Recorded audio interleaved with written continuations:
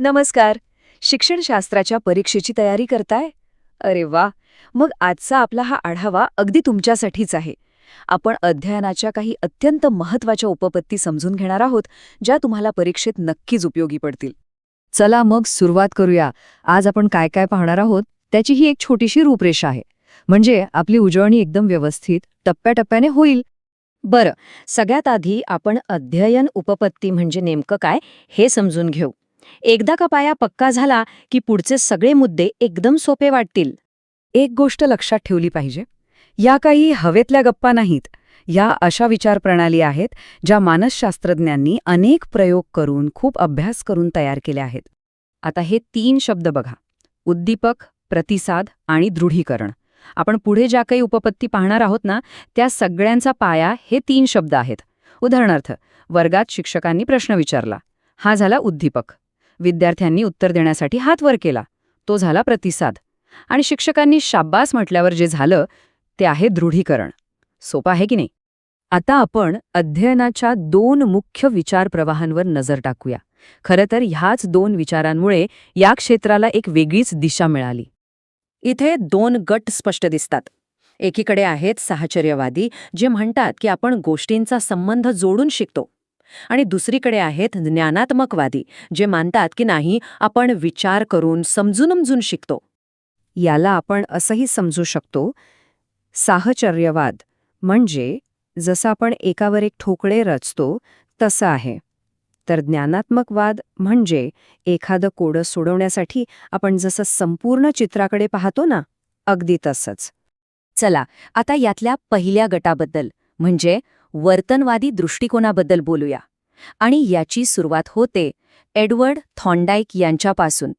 थॉर्नडाईकचे हे 3 नियम तर वर्गात प्रचंड उपयोगी आहेत. पहिला, विद्यार्थी शिकायला तयार आहेत का हे पाहणं. दुसरा, त्यांना भरपूर सराव करायला देणं.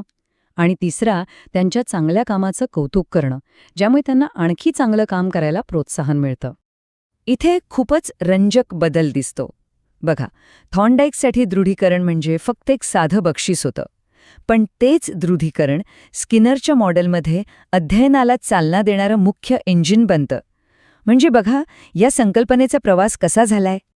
आता अध्ययन उपपत्ती किंवा लर्निंग थिअरी हा शब्द ऐकून घाबरून जाऊ नका. हे काहीतरी अवघड पुस्तकी ज्ञान नाहीये. उलट या थिअरीज म्हणजे मुलांच्या मनात काय चाललंय हे समजून घेण्याचे सोपे मार्ग आहेत. असं समजा की आपल्याला मुलांच्या शिकण्याकडे बघायला एक नवीन चष्मा मिळतोय. तर मग शिकण्याकडे पाहण्याचे हे 2 मुख्य दृष्टिकोन कोणते आहेत? चला तेच बघूया. हे 2 दृष्टिकोन म्हणजे विद्यार्थ्यांना शिकवण्यासाठी प्रभाव टाकण्याचे 2 मूलभूत मार्ग आहेत. हे 2 दृष्टिकोन म्हणजे जणू काही 2 वेगवेगळे चष्मे आहेत. पहिला आहे साहचर्यवादी दृष्टिकोन. हा चष्मा लावल्यावर आपल्याला काय दिसतं? तर मुलांचं बाहेरचं वागणं, म्हणजे ते काय करतात, कसं वागतात, यावर आपलं लक्ष केंद्रित होतं. आणि दुसरा चष्मा आहे ज्ञानात्मक दृष्टिकोन. हा लावल्यावर आपल्याला मुलांच्या आत, म्हणजे त्यांच्या डोक्यात काय विचार चालू आहेत, ते गोष्टी कशा समजून घेतायत, याकडे बघायला मिळतं. या तक्त्यामध्ये आपल्याला हा फरक अगदी स्पष्ट दिसेल. बघा, साहचर्यवादी दृष्टिकोनाची मुख्य कल्पना काय आहे? तर SR संबंध. आता SR म्हणजे काय? S म्हणजे स्टिम्युलस, म्हणजे एखादी प्रेरणा किंवा सूचना, आणि R म्हणजे रिस्पॉन्स, म्हणजे त्यावर दिलेली प्रतिक्रिया. थॉर्नडाईक आणि स्किनर यांसारखे विचारवंतांनी यावर भर दिला. याच्या अगदी उलट आहे ज्ञानात्मक दृष्टिकोन. इथे भर आहे अंतर्दृष्टीवर, म्हणजे अचानक काहीतरी समजण्यावर, त्या आहा मोमेंटवर. कोहलर आणि ब्रूनरसारखे विचारवंत या गटात येतात. तर हा तक्ता म्हणजे थोडक्यात एक क्विक रेफरन्स आहे. चला तर मग आपलं पहिलं टूलकिट उघडूया. याचं नाव आहे वर्तन निर्मितीचं साधनसंच. म्हणजे आपल्याला वर्गात मुलांकडून जे वागणं अपेक्षित आहे ते घडवून आणण्यासाठी आणि त्याला प्रोत्साहन देण्यासाठी लागणारी सगळी हत्यारं यात आहे. BF स्किनर यांची कल्पना एकदम साधी सरळ आहे. ते म्हणतात की कोणतीही गोष्ट केल्यावर त्याचा परिणाम काय होतो यावर ठरतं की ती गोष्ट पुन्हा केली जाईल की नाही. म्हणजे चांगला परिणाम झाला तर ती गोष्ट पुन्हा केली जाते, नाही झाला तर टाळली जाते. बस, याच साध्या तत्वाला साधक अभिसंधान म्हणतात. आता हे वर्गात कसं काम करतं ते बघा.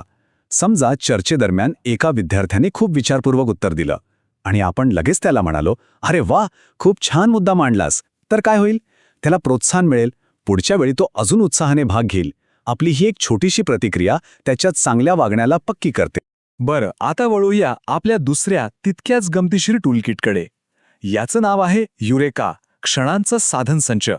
यातून आपल्याला मुलांना गोष्टी खोलवर समजायला आणि त्यांच्या आयुष्यात तो अरे वाह आता कळलं वाला क्षण आणायला मदत होईल. याला समष्टीवादी किंवा गेस्टॉल्ट थिअरी असं म्हणतात. या थिअरीचं म्हणणं काय आहे तर मुलांना फक्त सुटे तुकडे शिकवू नका, त्यांना ते सगळं मिळून एक मोठं चित्र कसं तयार होतं हे दाखवा. म्हणजे फक्त झाडं दाखवण्याऐवजी संपूर्ण जंगल दाखवा. जेव्हा त्यांना हे होल पिक्चर दिसतं ना तेव्हा त्यांच्या डोक्यात एकदम ट्यूब पेटते. याचं एक उत्तम उदाहरण म्हणजे गटात एखादं कोडं किंवा पझल सोडवणं. विचार करा, सुरुवातीला प्रत्येकजण आपापल्या तुकड्यांशी खेळत असतो, कुणाला काहीच कळत नसतं. पण अचानक एका क्षणी कुणाच्या तरी लक्षात येतं, अरे हा तुकडा इथे बसतोय आणि मग हे असं होईल. आणि बघता बघता सगळ्यांना ते पूर्ण चित्र दिसायला लागतं. तोच तो आहा मोमेंट, जिथे प्रत्येकाचे छोटे छोटे प्रयत्न एका मोठ्या ध्येयासाठी एकत्र येतात. ओके, आता आपण थॉर्नडाईकच्या 3 मुख्य नियमांबद्दल बोलणार आहोत. हे नियम म्हणजे काही जुनाट पुस्तकी भाग नाहीये. उलट कोणताही पाठ अधिक प्रभावी कसा बनवायचा यासाठीची ही एक अतिशय प्रॅक्टिकल आणि आजही लागू होणारी ब्लूप्रिंट आहे. हे 3 नियम आहेत: सज्जतेचा नियम, सरावाचा नियम आणि परिणामाचा नियम. लक्षात ठेवायला एकदम सोपे आहेत. चला एक एक करून समजून घेऊया. पहिला नियम, सज्जतेचा नियम. म्हणजे काय तर मुलं शिकण्यासाठी मानसिक आणि शारीरिकदृष्ट्या तयार असली पाहिजेत. मला माहितीये आपला वर्ग खूप धावपळीचा असतो, पण तरीही मुख्य विषय सुरू करण्यापूर्वी सुरुवातीची फक्त 2-3 मिनिटं जरी आपण एखाद्या छोट्याशा वॉर्मअप ॲक्टिव्हिटीसाठी वापरली तरी मुलं शिकण्याच्या मूडमध्ये येतात आणि एक छान वातावरण तयार होतं. दुसरा नियम आहे सरावाचा नियम. हे तर आपल्याला माहीतच आहे की सरावाने कोणतीही गोष्ट पक्की होते. आपल्या व्यस्त वेळापत्रकातून थोडा वेळ काढून पाढे म्हणायला लावणं किंवा अवघड शब्दांची उजळणी घेणं खूप महत्त्वाचं आहे. यामुळे मुलांमध्ये आत्मविश्वास वाढतो आणि शिकण्यात एक सफाई येते. आणि तिसरा, सर्वात महत्त्वाचा नियम, परिणामाचा नियम. याचा अर्थ सोपा आहे. जर एखाद्या कृतीचा परिणाम चांगला, सुखद असेल तर ती कृती पुन्हा केली जाते. आपल्या धावपळीच्या दिवसातला एखादा क्षण जरी आपण विद्यार्थ्याच्या चांगल्या कामाचं कौतुक करण्यासाठी वापरला तर त्याचा खूप मोठा सकारात्मक परिणाम होतो.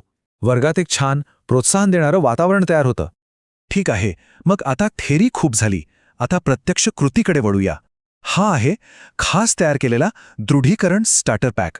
यात अशा काही सोप्या आयडियाज आहेत ज्या परिणामाच्या नियमावर आधारित आहेत आणि त्या उद्यापासून लगेच वर्गात वापरायला सुरुवात करता येतील. यामध्ये काय काय आहे तर बघा, पहिली गोष्ट विशिष्ट शाब्दिक प्रशंसा. म्हणजे फक्त छान म्हणण्याऐवजी अरे वा तू हे गणित ज्या पद्धतीने सोडवलंस ते खूप छान आहे असं म्हणा. दुसरं, एखादं छोटंसं स्मितहास्य किंवा होकारार्थी मान डोलवणं सुद्धा खूप काम करतं. तिसरं, एखाद्या विद्यार्थ्याला त्याचं काम सगळ्या वर्गाला दाखवायची संधी द्या. त्याला खूप स्पेशल वाटेल. किंवा मग वहीत एक छानसं स्टिकर लावा किंवा उत्तम अशी छोटीशी टिप लिहा. आणि कधीतरी बक्षीस म्हणून त्यांना आवडणारी एखादी छोटी ॲक्टिव्हिटी करायला द्या. या अगदी छोट्या वाटणाऱ्या गोष्टी आहेत, पण त्यांचा परिणाम खूप मोठा असतो. गेस्टाल्ट मानसशास्त्रातील ही कल्पना खरंच खूप महत्त्वाची आहे. ती आपल्याला सांगते की शिकणं म्हणजे फक्त तुकडे जोडणं नाही, तर संपूर्ण चित्र समजून घेणं आहे, नाही का? जसं की एखादं गाणं, ते फक्त 7 सुरांचा संग्रह नसतं, तर एक संपूर्ण अनुभव असतो. आणि इथे तर खूप मोठा बदल दिसतो. स्किनर म्हणतात की आपण स्वतः चुका करून शिकतो, पण बांडुरा काय सांगतात? ते सांगतात की आपण इतरांना बघून त्यांचं अनुकरण करूनही शिकतो. म्हणजे आपण दुसऱ्यांच्या चुकांमधून आणि यशातूनही शिकू शकतो. चला आता बघूया की आजच्या आधुनिक उपपत्ती या जुन्या विचारांना कशा एकत्र आणतात आणि अध्ययनाकडे एका नव्या दृष्टिकोनातून कशा पाहतात. या आधुनिक उपपत्ती समजून घेणं खरंच खूप महत्त्वाचं आहे, कारण त्या आपल्याला वर्गातील खऱ्या परिस्थितीला अधिक चांगल्या प्रकारे सामोरं जायला मदत करतात. माहिती प्रक्रियाकरण मॉडेल तर आपल्याला एक जबरदस्त उदाहरण देतं. ते सांगतं की आपलं मन एखाद्या कॉम्प्युटरसारखं काम करतं. माहिती घेणं, ती साठवून ठेवणं आणि नंतर आठवणं, सगळी प्रक्रिया अगदी कॉम्प्युटरसारखीच. तर मग आता या सगळ्या उपपत्तींचा वापर आपण प्रत्यक्ष परीक्षेच्या तयारीसाठी कसा करू शकतो? चला, यासाठी आपण डॉक्टर ब्लूम यांची संकल्पना वापरून पाहूया. एक गोष्ट लक्षात घ्या, हे नुसतं घोकंपट्टी करणं नाहीये. ही कोणत्याही विषयावर मास्टरी मिळवण्यासाठी एक सिद्ध झालेली शास्त्रीय पद्धत आहे. याचा वापर केल्यास आपल्याला तो विषय खूप खोलवर समजतो. आणि जाता जाता हा एक विचार करण्यासारखा प्रश्न, जसजसं आपण मेंदूबद्दल अधिक जाणून घेऊ तसतसं वर्तन आणि ज्ञान यांच्यातली ही सीमारेषा कदाचित पुसट होईल का? आणि कदाचित भविष्यात आपल्याला हे समजेल की खरं शिक्षण हे या दोन्हींच्या एकत्रीकरणातच आहे.